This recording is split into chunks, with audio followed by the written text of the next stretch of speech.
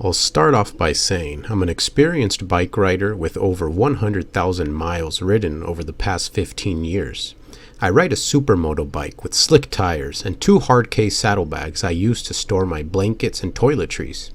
It was a gloomy summer morning and I was packing my motorcycle for a 3-day trip by myself, looking for new roads and locations I have not visited before. I put on my sweater as I felt the cold wind giving me chills as I turned my motorcycle on to warm it up before heading out. The time has come. I hit the road with a full tank of gas and the sweet sound of my roaring motorcycle. I always get an excited feeling with a tingly sensation as I first take off for a new road trip. I begin heading west through the mountainous region of the Appalachian Mountains.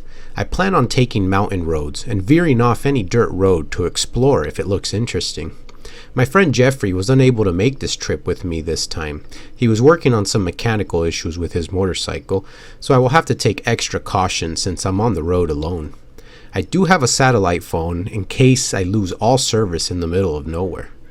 I found a dirt path as it began to get dark and decided to veer off the main road to set up my tent and take shelter for the night.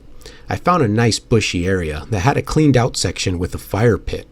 I noticed someone must have been camping here before me, so I decided to set up camp since I had the fire pit ready to go to warm up my food and a hot tea before bed. The night moved calmly. I read a few chapters in my survival book and decided to get in my tent and call it a night.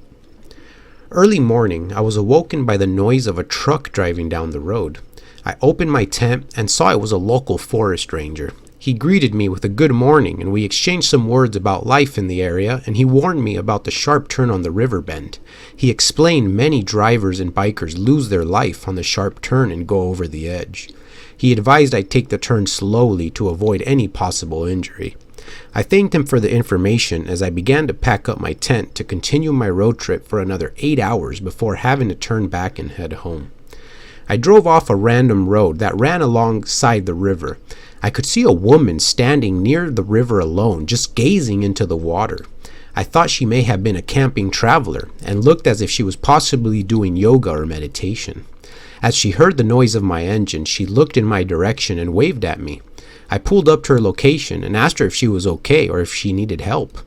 She smiled and said she was fine. She was alone and wanted a lift back to town 1 hour down the hill. I didn't have an extra helmet, so I offered her my helmet while she packed up her belongings. I told her I would drive to the end of the road, which was just a few minutes down the river, and I would turn around and come back. By then she would be packed up and ready to go. I headed down the road, and about 3 minutes along the river, I felt a pair of arms wrap around my body. I looked down and saw 2 small arms wrapped around my waist and instantly freaked out and flinched so hard I slipped my motorcycle and fell sideways, scraping my entire leg inside of my body. I shouted and said, "What are you doing?" thinking the lady jumped on the bike without me noticing. As I got up to dust myself off, there was nobody there. The lady that had wrapped her arms around me was nowhere to be seen. It was just me and my motorcycle, still laying sideways, partially in the river. I stood confused, wondering if I imagined the arms around me or what just happened.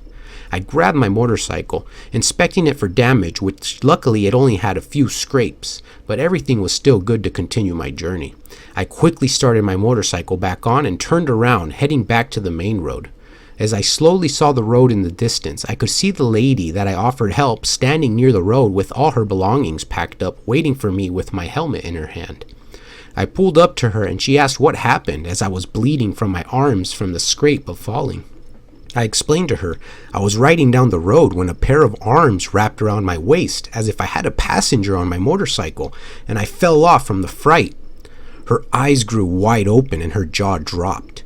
She said this is why she asked me for a ride back to town. She explained a lady has been following her down the mountain while she hiked, but always avoided contact every time she attempted to talk to her.